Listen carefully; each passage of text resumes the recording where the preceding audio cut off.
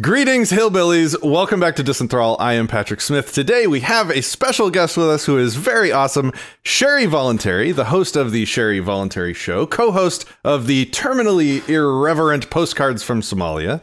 She's a passionate advocate for voluntarism and building community. She lives with her family in East Tennessee, where she is working to build a community of friendship and support for voluntarists. Welcome to the show, Sherry. It is awesome to have you. Hi. Thank you. It's so good to get to be on your show. I'm super excited. I'm a fangirl. So it's not that special. No, I've been seeing. It's great. The first time I heard of you was the Postcards from Somalia, which just the name alone made me laugh my ass off. What an awesome name for a show. Well done. Good. That was our intent, was to kind of, dog whistle to our people. Successful. Yeah, very successful. So, and then you also do a more frequent podcast. Is that correct? Just called they're the both Sherry. Weekly. Oh, okay. Yeah. And so you co-host the Somalia, and then you're like the main stage attraction for the other one. Yeah, I host the other one, and then I co-host Postcards. Yeah. So cool. So I guess let's start with my audience. I would like them to get to know you because I think you're doing awesome things in the world. So if you could just what do you consider yourself? Obviously, I mean, it's got to be voluntary because you made that your last name, right? Sherry, right. Sherry Voluntary. So I guess, what do you label yourself, and how did you get there? Where did you start? Kind of, if you could just give us the origin story for the Sherry. Sure. The Sherry. Yeah. So I was born a poor black child in, no, I love that movie. But I was born in Chattanooga, Tennessee. I was very poor as a kid, homeless several times, lived in a tent, things like that. So grew up and was a very needy person, and got involved with a church group, all that. I guess we'll get into that. And then how I came to, I guess the answer first would be what I label myself: voluntarist or anarchist or libertarian, although I use that less frequently now just because people confuse big L and little L so much, and I don't really want to be confused with that. So I got involved with the Libertarian Party. I was living in Colorado, got pregnant with my son, moved back to Tennessee to be closer to my family. And so we ended up moving to Knoxville. And I was listening to the Neil Bortz radio show out of Atlanta. And he was sort of a big L type libertarian. He used to do some kind of freedom concert with Sean Hannity. So that tells you a lot about who he was. But I was listening to his show, and that's really the first time I had an understanding, or that I remember really hearing the word libertarian. I'm sure I heard it around the Ron Paul campaign, but I was a total neocon. So I really wasn't into Ron Paul when he was running, and I didn't really know anything about it. But Neil Bortz he was talk about eminent domain a lot. And I'd never heard of anything like that. I didn't know that, a government that is supposed to be about freedom and people's rights could just take your property like that. So that was the first time I really started thinking about the place of government in our lives in a serious way. So then I thought I was a libertarian for a long time, and I wasn't.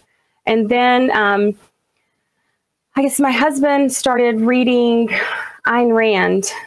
And that was, yeah. That was a big eye opener. I read Anthem and some of her other smaller works. I haven't read Atlas Shrugged or anything like that. But he also was listening to a program called The Jason Lewis Show out of Minnesota, I think it was. And Tom Woods filled in for him once. And so he got turned on to Tom Woods, and that's really how we became anarchists. It was really the 6-month thing where, you're libertarian to anarchist in 6 months. It was really true for us. It was fast. That's all. I think once you hit that point, the transition is usually pretty quick. For the people that get bit, or that have that consistency gene. Like once you discover a flaw in your logic, like I could not really sleep well. I never even stopped thinking about this stuff until I followed the trail all the way to where I figured out the consistent position to hold. So it was about 4 to 6 months for me from the first time. Like, so I got introduced with Judge Andrew Napolitano was my first foray away from republicanism. And then it turns out he's an anarcho-capitalist. He just won't say that out loud. And then Molyneux, like when he first started making the case for anarchism, I was like, okay, this guy's crazy. He's taking it too far. So, but it's entertaining to, you know, hear somebody talk about anarchy. And so I was just like, I was even talking to my wife on a walk we were taking. I was like, I'm going to keep listening to him until I can prove him wrong, you know, just so that I can say to the, you know, it won't take long. And like 6 months later, I'm like, well, I can't prove him wrong. Yeah. So that was it does move quickly once you get started. So yeah, because the dominoes just start falling, because you can't, once you recognize the very bottom line is that you don't have the right to force anyone to do anything, then it's just a matter of being intellectually honest enough to admit to yourself that some of the things that you wanted are forced. So, and then it just boom, boom, boom. It was the military, the thing that fell last, because I had such a love for, and I almost went in the military. So, it was the hardest thing for me to give up. And I think it is for a lot of former neocons, because you're so enamored with the hero worship and the civil religion that surrounds it. So that was the end for me. I was standing in my kitchen. It was really like a religious experience almost, when I realized, oh my God, I am an anarchist. Like, and once you, and somebody else recently said on one of our live streams, like, and there's like a certain amount of power in just saying that, because like once you own that position, people can't really touch you anymore. There's nothing else that people can really call you anymore, you know? So on the phone, when we were talking about all the cool things that we wanted to talk about today, you brought up some interesting things from your past that experiences that not everyone gets or has in the world. Would you like to talk about those here today? Yeah, I would love to, actually, because I think it's really important as far as for me and my understanding of the control mindset and authoritarianism and all those things, and why I'm so passionately against those things. So like I said, I grew up very, very poor. And as I got into my early teens and started dating, I was super needy. And like my first real boyfriend, his parents did this in-home Christian Bible fellowship. And so I got involved with this group, and 27 years later, I sort of realized that, it was a cult in terms of the control that they have in your life, the access that they have to your personal decisions, so many things. It wasn't all bad. That's the thing I think that people sometimes think, is that it was all bad and it was all, torture and things like that. But it wasn't. There were a lot of good things I did learn, but overall it was a damaging experience in a lot of ways, because your personal autonomy and your agency is sort of given over to the group, and you filter everything that you do through what they want for you, not what you want for yourself. And it's very subtle sometimes. So I think people often think you're stupid if you're involved in a cult. And that's really not, from my experience, most people aren't stupid. What they are humans who have needs. And most of the time they're broken in some way. And that group fills a need that they have. Whether it's a gang or the military or whatever, there's a need in them, and there's something about that really seems to be solved, and then they commit themselves more fully to the group and the other things that it gives. What makes something a cult? Like when you said you realized that it was a cult 20 something years later, what was the thing? Because I remember back when, before Molyneux went off the cliff, I remember, you know, people, the detractors of Stefan Molyneux, calling his followers a cult. And as someone that followed him critically, I might add, like I wasn't a blind follower, obviously, because I broke with him when he went sideways.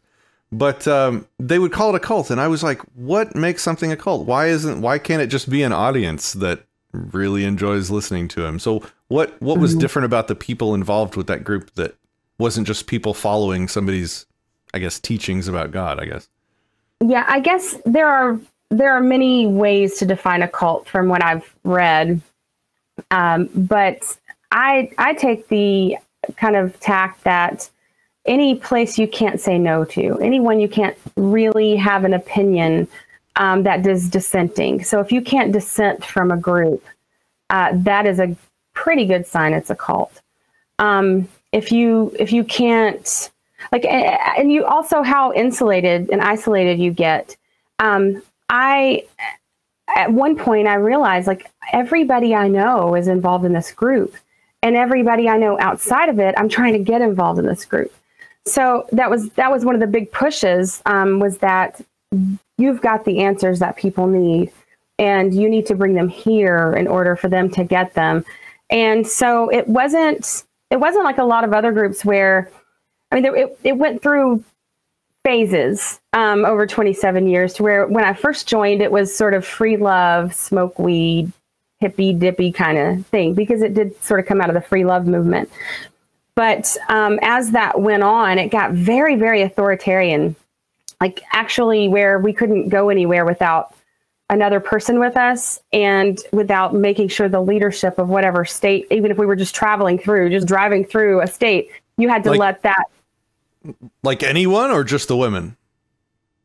Everyone was supposed to, but women especially, you know, because we were more in need of protection. But our that group doesn't really make huge differences, like some between men and women, especially single women. Like the president of the organization was a woman for many years.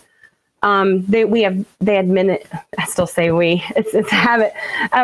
They have women ministers and things like that. So women are given certain status and authority. But once you're married, that's when you really come under the authority of your husband. So they would, you know, consider that a biblical marriage, where you can have opinions, whatever, but in the end, you do what your husband says. So.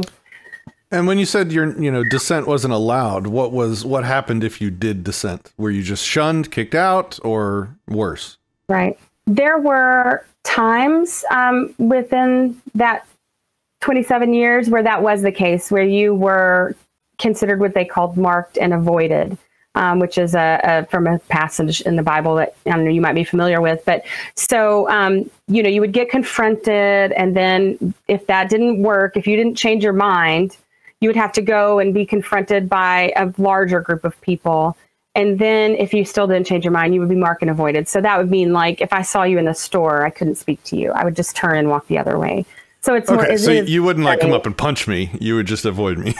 No, it was nonviolent in that way. Yeah. Okay. But, that was at one point in time, that was happening a lot, just for simple questioning of what's going on, because it was, like I said, very authoritarian. And so the man of God, who was the president, was considered the man of God. He's the person that basically brings God's desire and plan for us.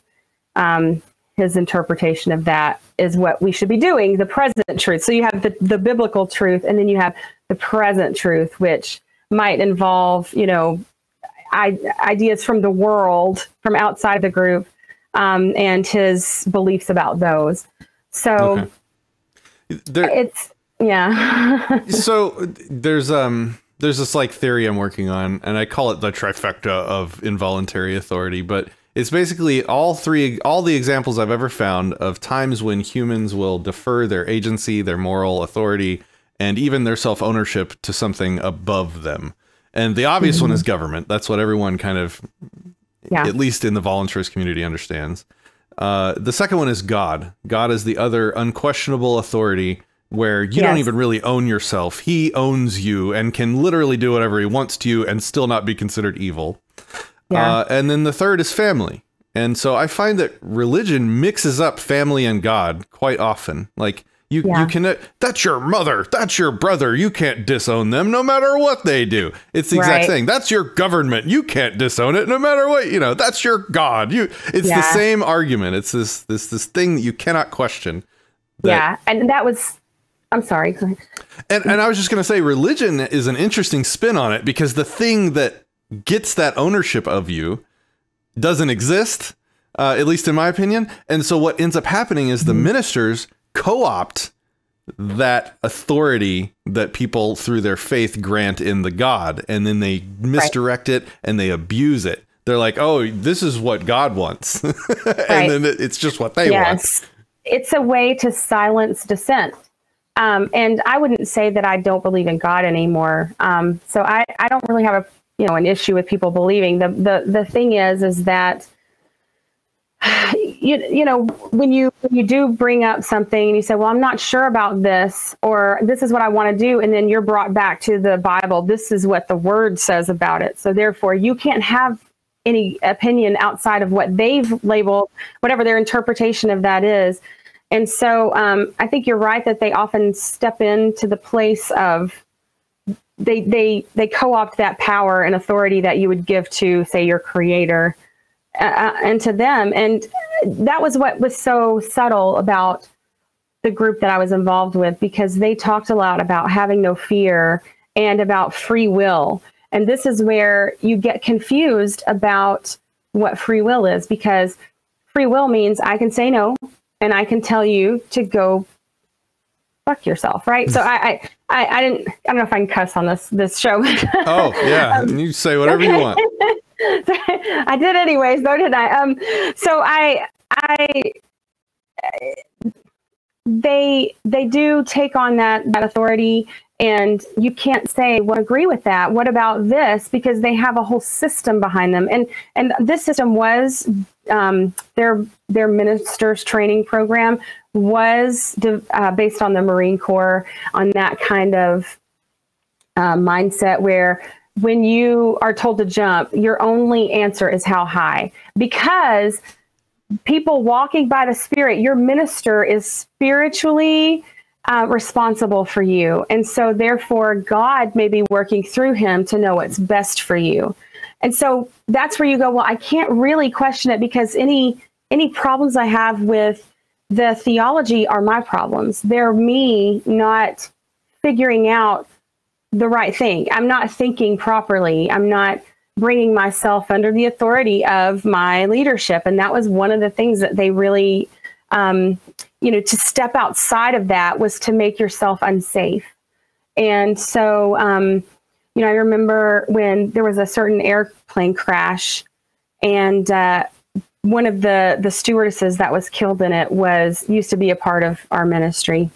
And the president's wife got up and basically said that she was dead because she stepped outside of the authority of her leadership and the ministry and all that. They left, and so therefore they didn't have God's protection on them anymore. And this is in many ways, it's a very progressive religion, and in some ways it's very, very conservative. It's become much more conservative in the past few years.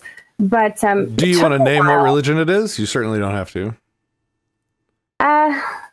Yeah, I'd rather not. I mean, just because I still have a lot of love for the people that I knew, and I still have contact with some of them, and I feel like it's important for me to be able to talk about it in the way that I want, but I don't want to hurt them. But if anyone wanted to know, it's just the things I've said so far. It's pretty easy to figure out who it is, but it's okay. It's all good. It's all good. Yeah, I just have you been shunned? My community. No, I haven't, and that was that's part. They got a lot of pushback from that, and they were sued several times for some sexual misconduct problems. And so they really backed off of that sort of public and frequent cutting people out of the group, but it's still there. And if you're not in compliance, it's just you get a lot of pressure to comply to their way of thinking. And I've got it narrowed down to 3 in my head that it could be. But anyway. Yeah, you probably, I can tell you, I just, I don't want people to, if they meet someone from this group, to automatically put them in a box either. Yeah. I would like to, I don't really have a lot of contact with them anymore, just because our lives are different now. I'm not involved with them 7 days a week anymore. So, but I just, I want to be available to those people if they should ever need me. So. Yeah, so I totally understand. Going back, we don't have to spend the whole talk on God. It was just, it was just talking about this authority keeps rolling over in my head. And it was my first awakening was to voluntarism, and how my consent is key. My consent is everything. It is morality. It determines who has rightful control over me. And I never consented to the government having rightful control over me. That was step 1. And like I said, step 2 was, oh wait, I never consented to God having authority over me either. Right. Yeah. And then, it's just when you put your self-ownership and your consent over everything else, then everything falls in line. And anybody that wants you to subvert your self-ownership for any reason, I don't care how noble the reason is, that should be a huge red flag. You walk away from that, like, immediately. Yeah.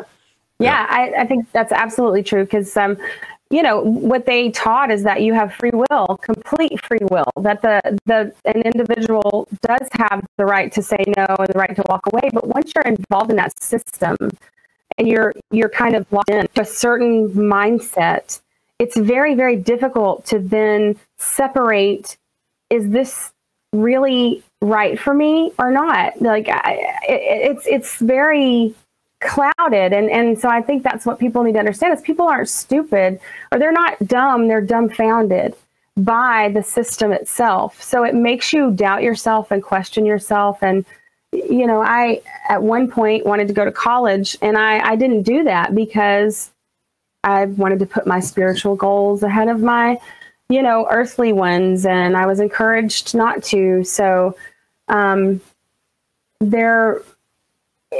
not that that's really something I see as that important anymore, but at the time, that's what I wanted to do. And so I was always wondering what other people in the group thought I should be doing, because my leadership, for instance, knew they had a spiritual line to God for him to work in them to help me decide what's best for me, even though they were also teaching me that he worked in me to know what was best. But if those two things disagreed, I was supposed to then listen to my leadership. So there's a lot to it. It's nobody is one-dimensional, and no group is one-dimensional. And like I said, there were a lot of good things too. But overall, there were a lot of bad things that involved the self and how you learn to think about yourself. And that's really destructive. I agree. So did that journey play a special role in putting you where you are today as a voluntarist? Did that play, was that instrumental, or was it just the past? Yeah, I think it was in some way. And that is that I had started to question things already in my mind, just quietly, like, I don't agree with that. But then again, it's just me. Like, I have to get my mind right. And then once we started listening to Tom Woods and reading Ayn Rand and things like that, it started to break down that idea that someone else could tell me what to do, anyone else. And so that worked over the course of a couple years. And then when we finally decided that, I was like, I've had enough. This is the end. There was a situation that came up, and I said, you know what? I'm just not doing this anymore. I'm not pretending, because for a long time, say the last couple of years that I was involved, I was going because of the community. I wasn't going because I believed what they believed anymore. But my whole friendship base, everything was built in that community, and they really do take care of each other. I mean, there's a lot of good things to that. They'll bring you food when, you know, you have a baby, or help you clean your house if you need it, or, you know, we really did live together and care for each other. And that's really hard to give up. That's really hard to give up, because people don't have that a lot in the world anymore. And it's hard to duplicate outside of religion, actually, which is a big challenge. And it's something that I've been working on for the past several years with the group that we have in Dallas, building community, learning how to construct and grow a community of people based around, instead of this authority being flung all over the world to everyone else, build a community around self-ownership and self-agency.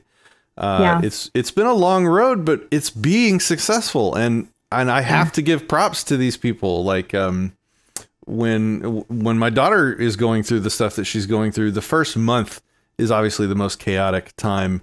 And, you know, you can barely keep your house from burning down during the process. But and it totally took me off guard. It was, I'm going to tell the story for the rest of my life. So we have, you know, we have a group that isn't based around religion. Some of them, you know, have faith in God. Some of them don't. They're based around the non-aggression principle, voluntarism, self-ownership. And out of nowhere, like, we're going through this insane stuff. We're at the hospital. We can barely feed ourselves at this point. And the entire group, like, self-organized and started delivering food to us twice a day for a month straight. They like made a schedule, and they all took slots, and they made food or bought food and delivered it twice a day for a month during one of the worst times of my life. And I'm just in awe of the power of a community. And so I'm just saying that to kind of reflect back. I understand now that I have a community of like-minded people built around good principles. Man, it would, I'm never walking away from that. It's amazing. That's the thing, is it's so difficult. So when you have that kind of love in your life, really, and that's what it is I think that's not, it wasn't uncommon to our grandparents for people to be like that with each other. It's become uncommon because I believe a lot of it has to do with the state interfering in people's lives. And so they come to rely more on the state, and they get disconnected from their communities and from their, you know, communities that are outside of religion. Like, I agree with you that that's one of the easy ways to build a community, because you identify religiously, and those religions teach you how to treat people in your community. But outside of that, I mean, my family, my grandparents lived, and my great-grandparents lived in this little like suburb of Chattanooga. It was one of the factory towns. It was built by a factory called Dixie Yarns.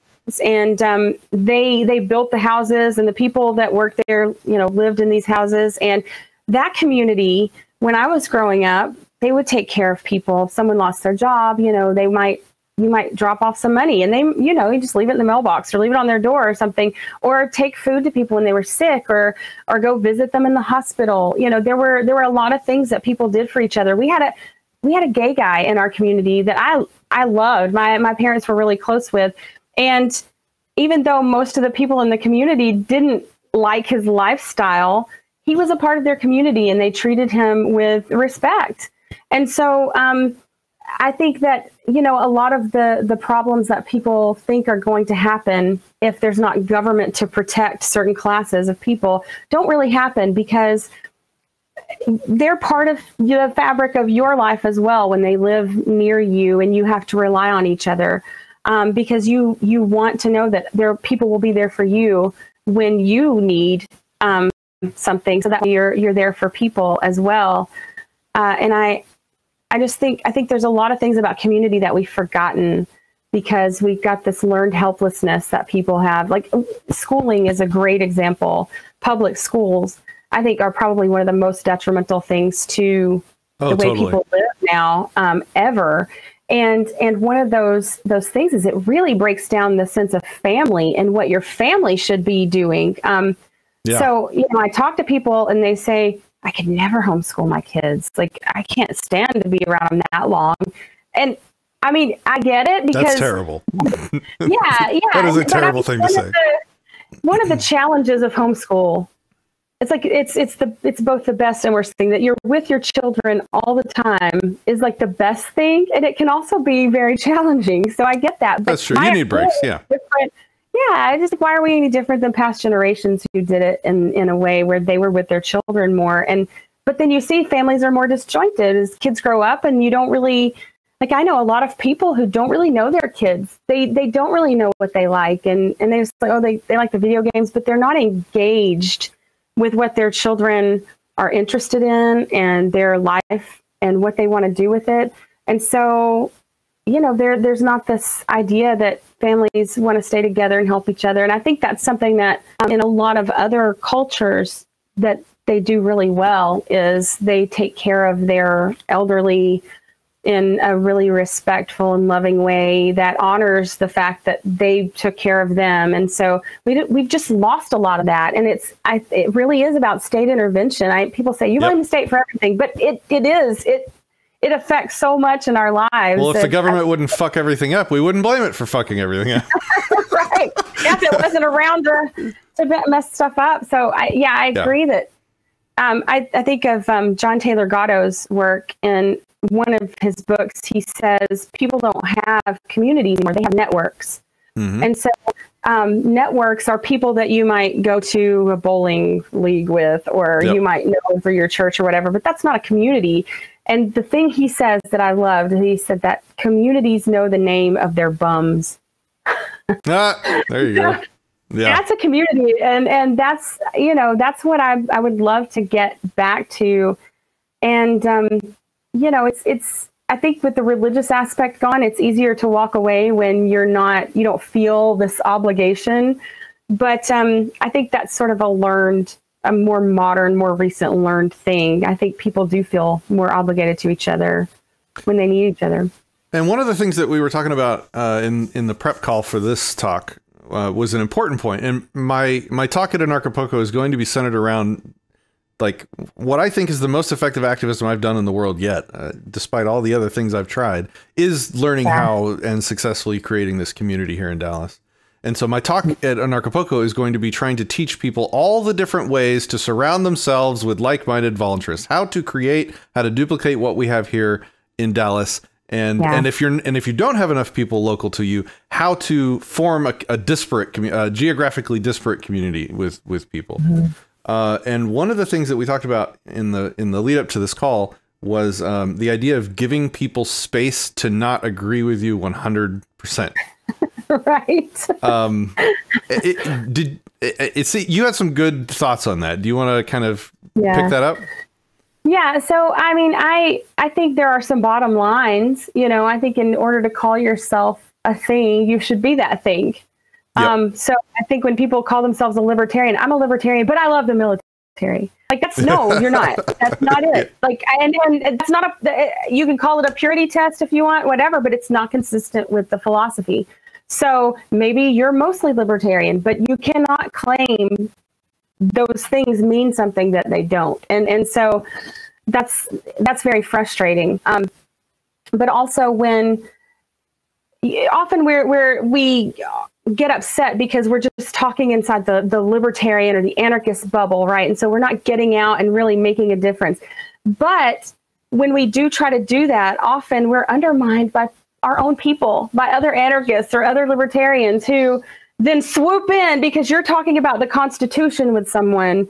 They swoop in and that's wrong. You know, the Constitution, you can wipe your ass with that, you know, and it's like, do you really like give the other people, trust them enough to give them the benefit of the doubt and trust, you know, other anarchists, libertarians, whatever, that they're trying to make inroads with people. And you don't do that for the most part. I'm sure there are some people who are just woken up right away by you know, spraying your stuff at them, and then they suddenly just get it. But most people, it's a process, and it's a long one. So I always tell people that your job is not to win a conversation.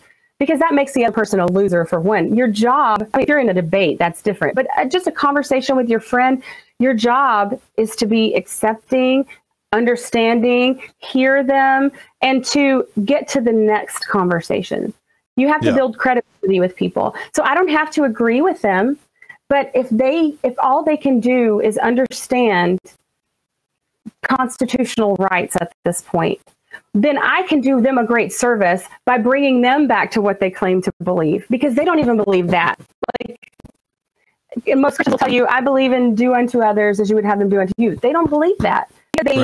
They advocate for a system that forces people to do all kinds of things. So that in itself is a huge step in getting people to our point of view. And then once you can do that, they are more consistent. And then you can talk to them about, well, these rights aren't laid out in the Constitution. It doesn't flow like that all the time. But I just think we have to give the space. You know, my business partner and friend, Mike Meharry, works at the 10th Amendment Center, and they do some really great work. And I love Mike and Michael and him. And so, but they're talking to people about the Constitution, but they're anarchists, but they're trying to affect real change in the world. And I get that. And so, you know, we just have to give people an opportunity to do activism their way so that they can use their gifts to the best of their ability to make the world and their community better and more accepting of our point of view. And also, we are I might disagree with somebody about borders, right? But that's like a long way down the road. I'm not going to cut a person out of my life because they have this need for some borders or something. Like, I used to be a bordertarian. Like, I get it. It takes some time, and me yelling at them is not going to change their mind. Maybe, I don't know. Sometimes it does. I'm not against being an asshole if you need to be, but let's just kind of act with a little more kindness towards each other, because we're what we've got. Like, in a world of statists, you've got less than 1% of people that are understanding what you're stepping in. So you should probably, try and foster those relationships, because I think not only will their quality of life be better, but yours will as well, because you will be building that sense of community and like, yeah, I think you're wrong about that, and this is why, but I love you. You're someone who actually agrees that you don't want to force me to do things. So I think that's important. And I think that that's worth giving people a little space to grow and space to move in the world the way they see fit. I'll tell you when I learned that lesson was back during the Not Governor campaign. I started making a couple videos trying to talk to the general populace, the general public. Mm-hmm. And the language that you need to use to access those brains most effectively is different. And so, you might use some language that, somebody that a traditional statist would use. You'd talk about the founders, and especially if you want to access Republican brains, right? You're gonna talk about the founding fathers and the Constitution and the Bill of Rights and natural law, and I started using these words in a couple videos, and man, I got jumped the hell on by the normal audience that's used to hearing me talk from a voluntarist perspective. And they started correcting me on all these words I'm using. And I'm like, guys, I'm talking to a different audience right now. Do you think I forgot everything else you've seen from me for 70 years? Like, I'm that person. It happened on Facebook to me the other day. Same thing with police. I made all these posts about police, and then there's one article that mentions a good cop, and I'm like, okay, so this is what stops. They get fired. That's why they're already, and I get jumped on because there are no good cops. Well, I'm not talking to you, asshole. I'm talking to people who don't understand that. Like, I love you, but you're being an ass. So so that's when I learned like sometimes when I see an activist, especially an activist, like talking in a slightly different way, I just like, okay, let's back off and let's see where this goes. Let's let them try it. Now, I understand the sensitivity. I want to do. This is what we were talking about on our call. Yeah. There is a certain sensitivity to making sure, I think a lot of the vitriol from voluntarists in these conversations comes from a sensitivity to being wrong on the topic. Because I think we are naturally less secure maybe in our understandings because we're so far outside of the Overton window. Yeah. So if we're wrong on something, we want to figure that out quickly because it's already so easy for mainstream people to point at us and laugh or make fun or deride or, you know what I mean? Yeah. And so when we see somebody, get a lot of input, negative input. Yeah. And so I think we're eager to have that battle, and the eagerness to have that battle has also resulted in us finding the consistent position that we think we have now. Yeah. If we were a normal conflict averse pleb, you know, we might not have had the difficult conversations to get us to where we are today. So, but yes, I think, I'm sorry. No, I was just going to say but yes, we also need to give each other space. And also, you know, when one of us claims to be acting in the political sphere, as I was doing with the Not Governor campaign, even though I was doing it for the express purpose of not being not governor, and even being not governor in a way that was even less not governy than, you know, Kokesh's non-presidency, where, you know, I'm just basically bringing the Declaration of Individual Independence to the world, and that's really my only function in that game. People are still very suspicious of people using the voluntarist label in the political sphere, and do I understand that. Yeah, and I think they have reason. I mean, people aren't without reason for doing that, because there are a lot of people who call themselves the things that they're not. Yeah. And so we are sensitive to that. And I think, too, just the fact that we are derided and people are afraid of us, or they call us crazy constantly. We kind of internalize that, and it damages us, because we're people. Like I don't care what anybody says. Our biology is to be connected to other human beings. And so you can't deny that fact, that everyone wants to be accepted by someone. And so we are often rejected by the bulk of the world. And so when we see someone that we believe is one of ours, you know, what we would call, like, this is my tribe or whatever, saying something like that, it's sort of, we're very reactionary at times.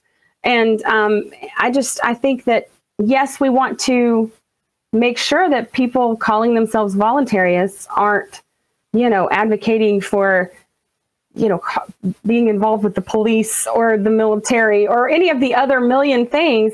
But we also have to give people the benefit of the doubt and think about their past. Like, I know that this person understands these things. I don't need to nanny them and teach them. You know, I think it's just a matter of stepping back. But I get it, because I've been in that place, and especially the earlier on in my anarchist career, if you want to call it that, like only early on in that developing that ideology, I was just so eager. It's like religious zealotry. And someone called libertarian a religion the other day, and I was like, yeah, okay. Like, I get it. I get why you're saying that, because to a lot of people it does become that. Because, I mean, for me, it certainly was when I first got involved, really, because I think I had been stopped from being heard and stopped from having my own opinion for so long, being in that group, that I just wanted to be heard. I was yelling, I was raging against the machine. You know, I knew something, and it can help the world, and damn it, I'm going to be heard about it. And so, you know I probably was an ass to people at times when I didn't need to be. And, you know what I found is really useful, and I wish if I could teach, like, the voluntarist community a lesson in communicating with each other, it would be to first respond with curiosity. Yes. Questions. Don't make your first sentence an accusation or a truth claim statement, like, you are wrong, this is right. Make your first question, just in case. So so do you think this? Are you saying this? Just, you know, let me know, clarify, because it might be an interesting conversation. The power of curiosity to keep internet discussion civil is amazing. Yeah. It's underutilized. All you do when you do that kind of thing too is that you throw up all of the even biological senses that a person has to reject and to themselves. So we, you know, do we want to be effective? I think is another good question. Like, I'm not going to nanny people, right? I'm not the word police. People sometimes message me and ask me to do something about someone else or to, why they feel like I could or I should. But my answer is like, look, I'm not the word police. I'm not the thought police.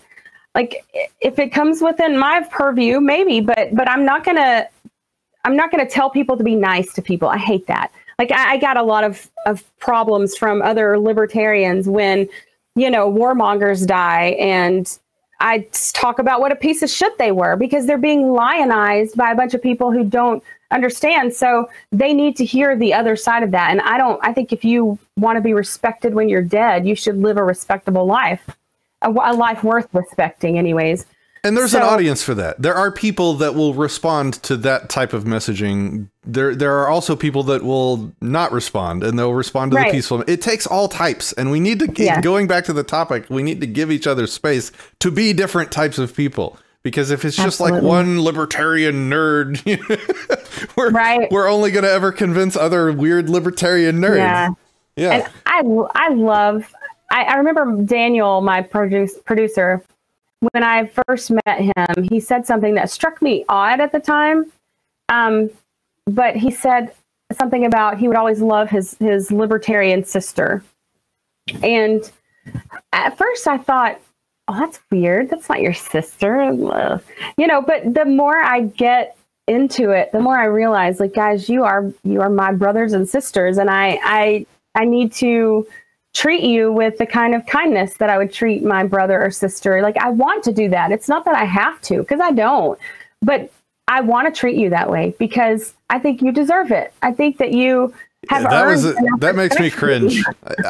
It's like a red flag for me when people use that familial language. Like, and I know they're probably just trying to do it to be friendly, but often in the comments of my videos, they'll be like, you know, love you, brother. And I've never met this person in my life. And I'm like, I mean, I know what they're trying to do. It's just, it's a little weird for me because it's one of those three. It's one of the trifecta. You're kind of calling in the specter of that familial bond and unquestioning loyalty in the conversation. So, and it feels like a manipulation to kind of. It does. It does. Same when people call me Pat, like they're trying to be friendly with me. And so they say, hey, Pat. It's like, that's not my name. If you were my friend, you would know not to call me Pat. Like, anyway. So the last thing I wanted to talk to you about, because you're one of the rare unicorns in the libertarian movement that is female. Oh, there you go. What's your experience, you know, as a female content creator in this space, in the voluntarist space? Do you see, are you treated differently? Is it harder or easier for you? You know, what are your thoughts on that? And what would you say to other females that are interested in getting into content creation like yourself? I would say my experience has been really pretty great for the most part. I think libertarian men get the short end of the stick a lot of times. Are there some creepers out there? Yeah, I mean, there are, but that's not unusual for any group. Are there some, you know, people like, I love libertarian men. And not, I don't just mean that in the fact that they're libertarians, but I think there is a sort of type of libertarian, and that is a person who wants to be right and cares about accuracy and truth, you know, and those sorts of things. And sometimes that can come off as very on the spectrum of autism or something. I get it. I mean, we've sampled in our meetup group, and our meetup group is like 85% NT. I don't know if you're familiar with that Myers-Briggs kind of personality, you know, the 4-letter thing. But, you know, they might be, a lot of them are introverts, some of them are extroverts, but that NT, man, those middle 2 letters they're very analytical. They're very concerned about truth, you know, and they're not afraid to tell people when they're wrong usually. Yeah. Sorry, go ahead. No, it's fine. I get that because I'm my Myers-Briggs profile, I came up as both in both of the middle letters. Oh, okay. I wrote the middle. So, but I think that's one of the things that men in the libertarian world aren't that used to dealing with a woman's difference of perspective sometimes. And I'm not saying that they don't have any relationships with women, but often they don't know libertarian women. And so I think sometimes they're a little skeptical of girls, but I really don't think I've been treated poorly or badly or anything like that. I think if anything, I've been given platforms that I don't deserve, probably because I am one. Like, it's open doors for me, I should say, that aren't available to some white guy who wants to start a podcast. So because you just stand out a little, and that's just a fact of life. Different stands out. And yeah, somebody was joking with me, and they're like, Patrick, if you had a vagina and a pretty face, you could have saved the world by now. I'm like, ah. I wish that were true. Maybe, anyways, I think that, often they get the short end of the stick, because I do hear a lot of women sometimes complain about men. And I've gotten solicited dick pic. Yeah, I've gotten a bunch of those. But that's by far not... Really? That's a real thing? Like, I thought it was just a meme. It was a real thing. I've gotten video, okay? Video of things that, like, it's wild. I'm telling you. But men are dumb. Right. But I would apologize I would apologize on men's behalf, but I'm not a collectivist. I've never sent a dick pic, so I'm not going to apologize. Those guys are assholes. Yeah. I think those are people that probably other dudes in the movement are like, that guy's weird. So I don't think I think those things stand out because they're unusual. And so people can conflate it to be a bigger problem than it is. But most often I'm treated with kindness and respect and dignity and all those things. So I really think libertarian men get blamed for a lot of stuff that's not their fault. And like there not being very many women in libertarianism. Oh, this is why women aren't in libertarianism. And that's not it. It's just, it is a very logic and very dry, concrete type of philosophy. And women tend to not be that way. And so I think it's just messaging. I think that's one of the things that women can really bring to libertarianism is a different kind of messaging, a different style. And, as a woman, I may not communicate why, the facts and figures of why price gouging isn't price gouging and why that kind of thing needs to happen in an emergency. I might talk about why, a mom needs to feed her baby, and this is what keeps those things in supply, whatever. Like, right. There's just different tacks to take. And I think that that's probably where it's come down to, is that men can talk to other men really well. And, but sometimes with women, those things they're just like, I don't care about the numbers. What I care about is that people get fed. What I care about is that children aren't starving. So I think that's why there are many, many women that are more on the liberal end of things, progressives, because that's their concern is about what happens to those marginalized people in society. And they're not wrong or evil or crazy for being that way. What they are is concerned, and they've been led into a system, or they've found a system that seems to address the things they care about most. And it's our job to come in and say, there's a better way to do that doesn't also cause harm to another individual. So right. That there's a more moral way to do that. But we have to play to those strengths. And sorry, go ahead. No, that's it. We just have to play to the strengths of what people care about and use that again. That's why I think every anarchist, I cannot say this enough, I think every anarchist who cares about being effective should understand a little bit about Christianity. Oh, yeah, totally. To talk to, because 85% of the people in this country, they identify as Christians. So if you want to talk to them, you have to learn to speak their language. And it doesn't have, you don't have to be a Bible scholar, but you have to be able to mirror to them what they say they believe and bring them back to, well, then this is the wrong thing. Yeah. And what I tell people is, look, you already know the language. You just substitute government for God. You already know the arguments. You already know how people defer their moral authority and agency and self-ownership. It's the same language. So if you understand one, you kind of understand the other. Now, the other one's a quagmire, a much like when you're debating government, you can point to like founding documents that say words that are relatively easily interpreted. When you're talking about the Bible, wow, that is, everyone has a different opinion on what that book says. Anyway, there's also something really, really attractive about a libertarian woman that knows how to leave other people around her alone and carries a gun. Like my wife can break down her AR faster than I can. And like some guys would be challenged by that. I find it incredibly attractive. Yeah.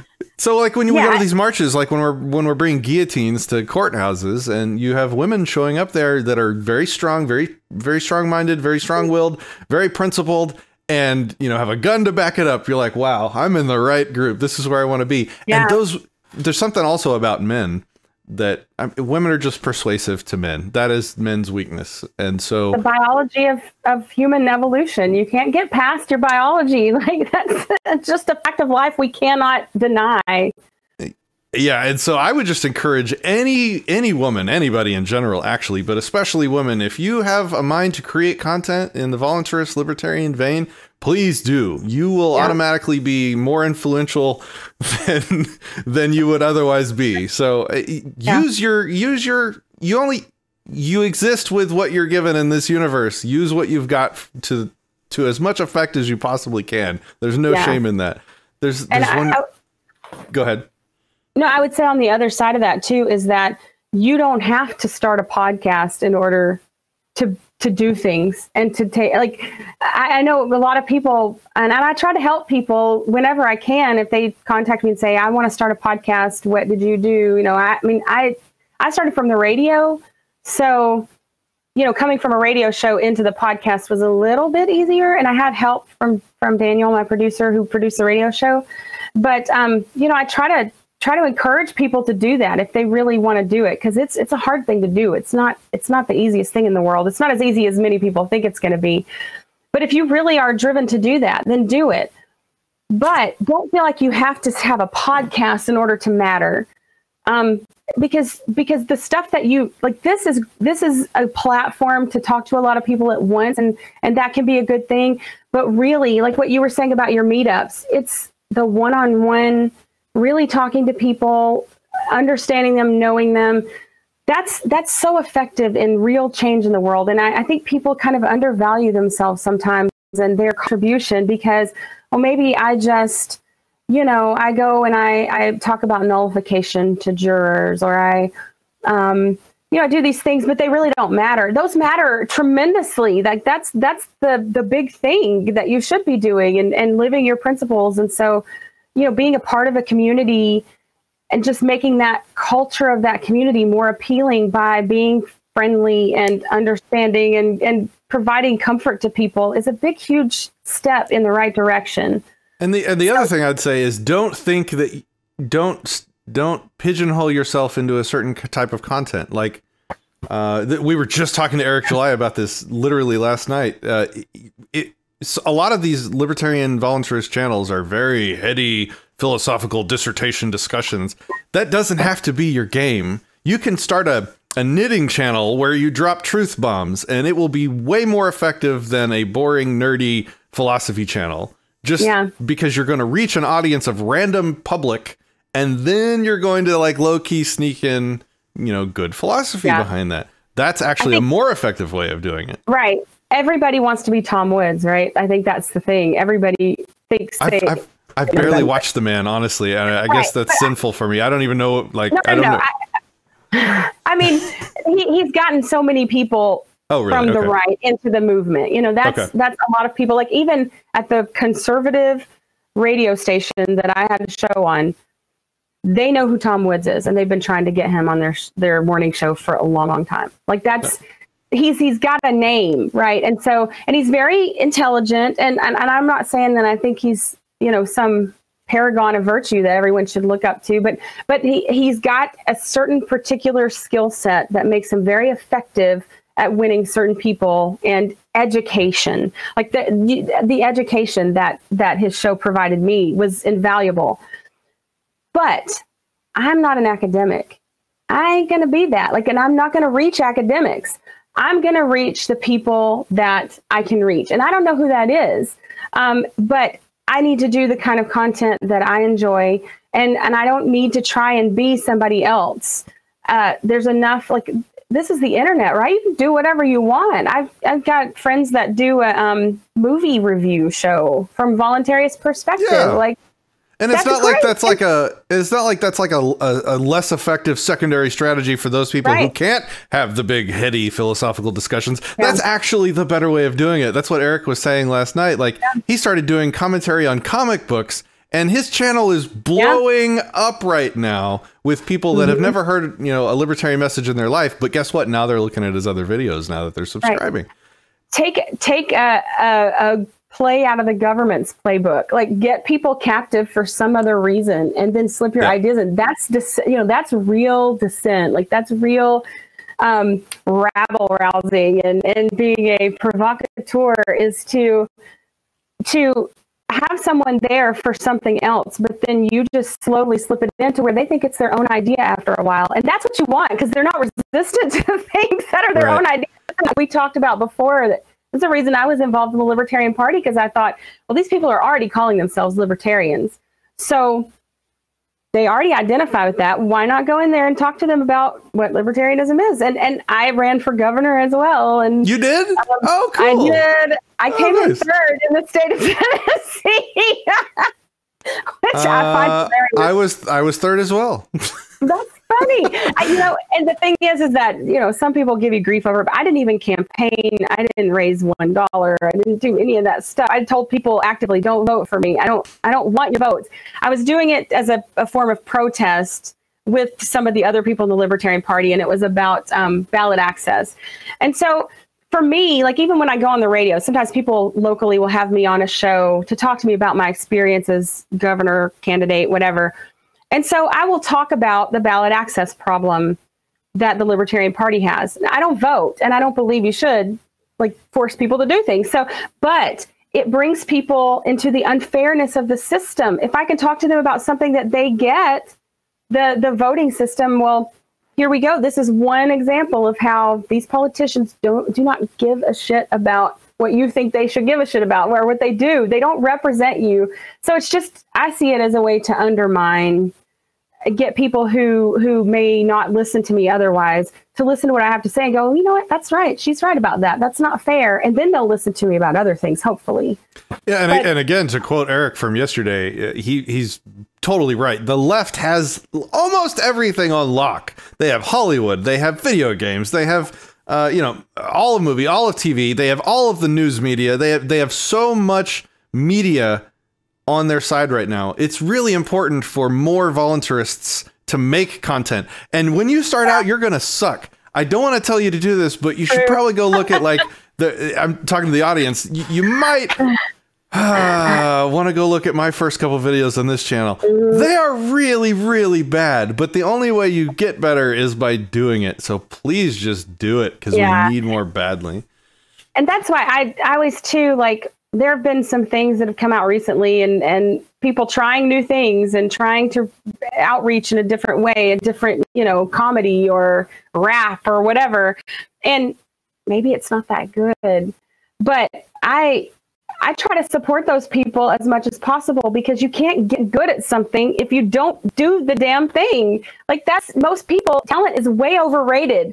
It's work. Like, you got to work. Everybody's got to work. Even the most talented people in the world. Yo-Yo Ma had 10,000 hours in before he was Yo-Yo Ma, right? So you have to work at these things. And I think sometimes we laugh at people trying to do this stuff, and we discourage people who might be able to make a big influence if they just have encouragement and like, I appreciate your effort. You don't have to lie to people and say, oh, this is the best thing I've ever heard.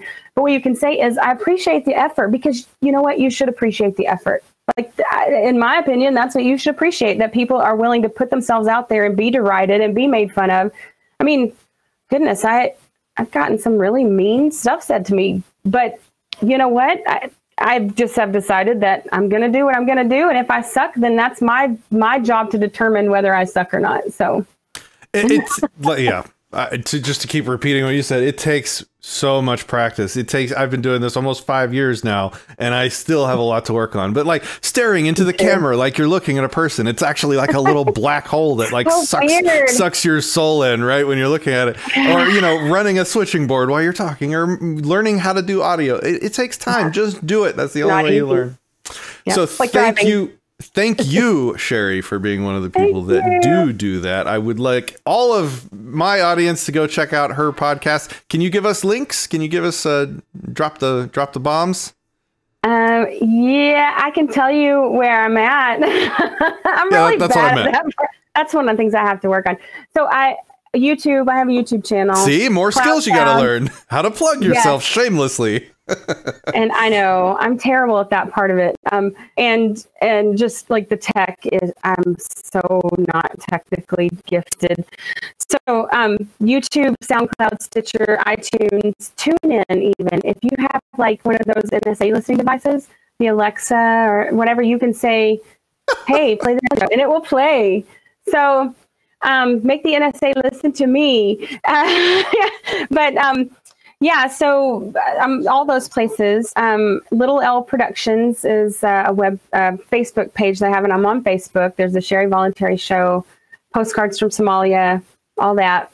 Do you have any cool shows coming up? Yeah, I have Keith Preston from Attack the System coming up soon, which is I'm really excited about. And also, I have, gosh, I can't think of his name right now. On my show, I'm going to be having, he's a Canadian man who did a documentary about that town in Mexico that threw out its government and is like just living. So he's gonna, I can't believe I've forgotten his name, but I cannot wait to talk to him. That's coming up my show this week. So I'm really looking forward to it. And I think Alan and I are going to record a postcard tonight. We're going to talk about Gillette. It's going to be fun. That sounds interesting. All right, guys. Well, you know what's coming up. You know, we'll have links to everything under the sun in the description so you can find her. Thanks again, Sherry, for joining us on the show today. It's been great. And we talked about things that I've never talked about before. This is awesome. Yeah. That's rare these days. Before we go, can I just say, I admire the community that you've built there so much, that once I got sort of found the Dallas, or it's Dallas Fort Worth, that group of Texas anarchists, you guys have just become like my favorite group of people on the planet, because not only are you just showing up for each other, like that's a big thing, and I find it really difficult a lot of times to get anything done because libertarians often don't want to show up for each other, and so I really appreciate that, and I have taken a lot of inspiration from that. I'm trying to start my own thing here in my area. So you gotta have real life. It's gotta be real life. That's how communities don't. Communities. What did you call the not communities? The communities that aren't really communities. Networks. You build a network online. You build a community in person. It really makes a difference. Yeah. And when you can tell somebody they stink, that's real community. Yeah. And so that's what I'm going to be trying to teach people how to do it in Acapulco. And if that goes well, I'll probably also try and put the content out here for everybody, because this will change the world. When we can form these communities where we live in real life, it's super powerful. You can't even beat it. Yep. Well, thanks again for coming on. I really look forward to having another conversation with you in the future. Great. Me too. Very good. I will talk to you later. Thanks for watching.